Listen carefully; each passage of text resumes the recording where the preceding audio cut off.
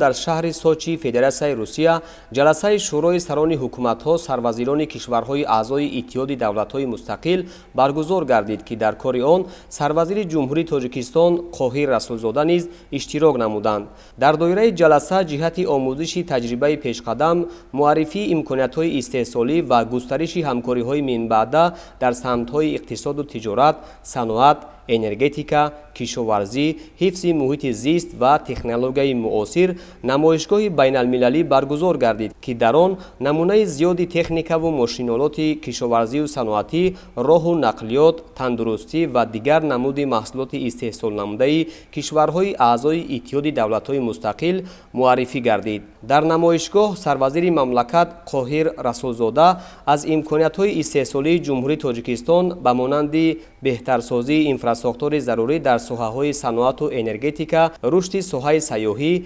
کمونیکاسیا و دیگر بخش‌های مهم یادآور شده آمادگی جمهوری تاجیکستان را جهت باز هم تقویت بخشیدن همکاری‌ها با کشورهای اعضای اتحاد دولت‌های مستقل بیان ساختند. در قسمت دیگری نمایشگاه به مهمانان از جانب شرکت‌های استحصالی و نمایندگان کشورهای اعضای اتحاد دولت‌های مستقل نوگانی‌ها و استفاده تکنولوژی معاصر در سمت خدمت‌رسانی‌ها در ساحه بانکداری، تندرستی، کشاورزی، لوجستیکا، صنعت و انرژتیکا معرفی گردید. در ادامه کار جلسه شورای سران حکومت‌ها سروزیران کشورهای اعضای اتحاد دولت‌های مستقل مسائل‌های وابسته به روزنامه کار آن در نشست هیئت‌های محدود مورد بررسی قرار گرفته به رشد و توسعه سمت‌های گوناگون همکاری‌های اقتصادی و تجارتی توجه اساسی ظاهر کرده شد. بررسی پررأی روزنامه جلسه شورای سران حکومت‌ها سروزیران کشورهای اعضای اتحاد دولت‌های مستقل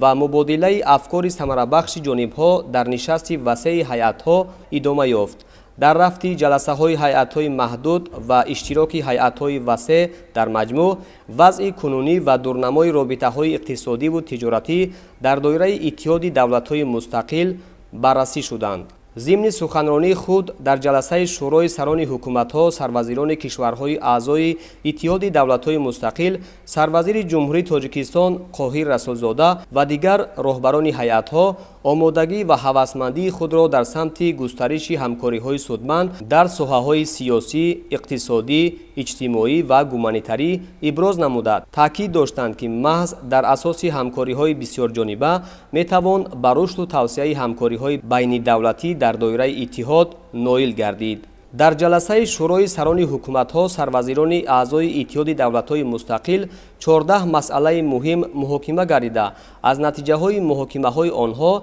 سندهای دخلدار به امضا رسانیده شد.